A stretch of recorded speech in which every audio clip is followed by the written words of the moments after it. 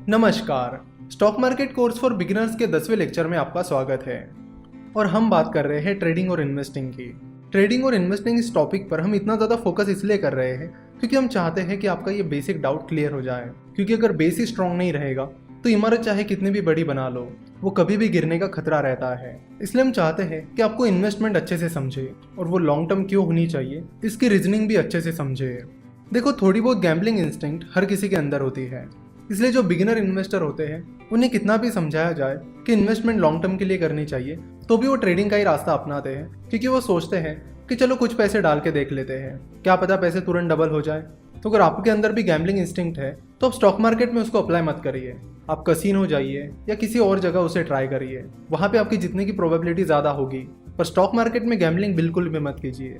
अगर आप यहाँ पर गैम्बलिंग करोगे तो आपको लॉस होना ही होना है, क्योंकि आपको इस चीज़ को समझना पड़ेगा कि जो चीज़ जिस चीज़ के लिए बनी है आपको उसका उपयोग उस चीज़ के लिए करना चाहिए। कसिनो गैम्बलिंग के लिए बने हैं तो वहाँ पर जाकर आपको गैम्बलिंग यानी सट्टेबाजी करनी चाहिए।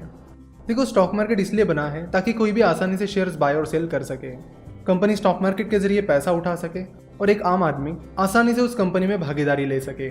आपको पता नहीं है कि जो कंपनी स्टॉक एक्सचेंज पर लिस्टेड नहीं है उनमें इन्वेस्ट करना कितना डिफिकल्ट होता है। जो एंजल इन्वेस्टर स्टॉक मार्केट में इन्वेस्ट करते हैं उन्हें पता है कि वो चीज़ कितनी डिफिकल्ट और कॉम्प्लिकेटेड है।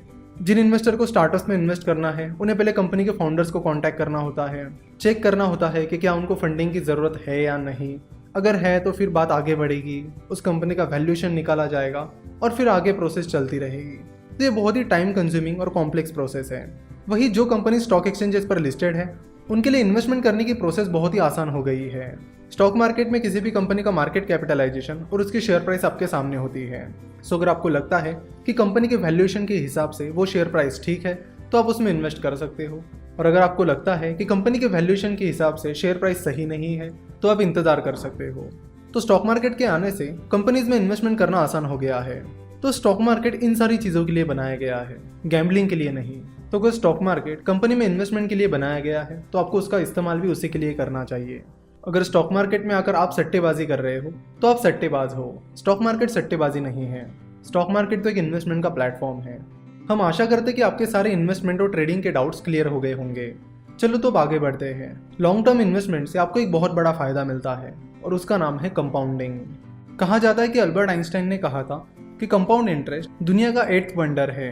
उन्होंने ये भी कहा था कि जो लोग कंपाउंड इंटरेस्ट को समझते हैं वो उसे कमाते हैं और जो लोग उसे नहीं समझते हैं वो उसे पे करते हैं। बहुत ही बड़े और सक्सेसफुल इन्वेस्टर्स जैसे कि mister Warren Buffett, mister Carlo Slim Helu, mister Rakesh Jhunjhunwala, mister Radhakishan Damani, इनके सक्सेस में कंपाउंडिंग का बहुत बड़ा रोल रहा है। चलो तो देखते हैं कि कंपाउंड इंटरेस्ट का मतलब क्या होता है।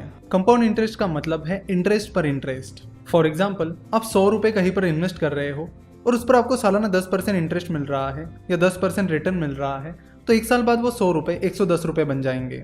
और फिर दूसरे साल बाद आपको 100 रुपये पर भी 10% इंटरेस्ट मिलेगा और जो 10 रुपये का इंटरेस्ट आपको पहले साल के बाद मिला उस पर भी आपको 10% का रिटर्न मिलेगा। यानी आपको इनिशियल इन्वेस्टमेंट पर तो 10% रिटर्न मिलेगा ही, साथ ही आपको जो एक साल बाद उसका इंटरेस्ट मिला है उस पर भी इंटरेस्ट मिलेगा। फिर धीरे धीरे जैसे टाइम होराइजन बढ़ता चला जाता है, यानी अगर आप अपनी इन्वेस्टमेंट लंबे समय के लिए करते हो तो आपको इंटरेस्ट पर मिलने वाला इंटरेस्ट बहुत तेजी से बढ़ने लगता है और एक बड़ी अमाउंट बनकर निकल के आता है। चलो तो हम कंपाउंडिंग को एक एग्जाम्पल के साथ समझते हैं। सबसे पहले आपको गूगल पर सर्च करना होगा रिवर्स CAGR कैलकुलेटर। CAGR का लॉन्ग फॉर्म होता है compounded annual growth return. CAGR हमें बताता है कि कंपाउंडेड सालाना हमें कितना % रिटर्न मिला है।